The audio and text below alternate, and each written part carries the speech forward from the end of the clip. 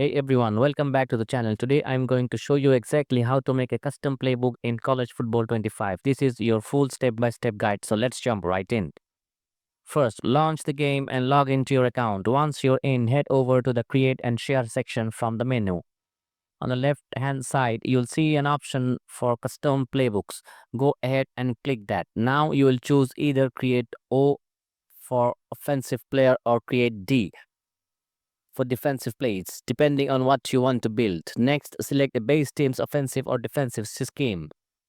This gives you a template you can customize however you like. From here, you can start editing, add new plays, remove the ones you don't need, or tweak existing ones to fit your strategy. Once your playbook is ready, save it with a unique file name so you can easily find it later. And that's it. Your custom playbook is now ready to use in Play Now mode with team you selected. Thanks for watching. If this helped, be sure to like, subscribe, and hit the notification bell for more college football 25 tips and tricks.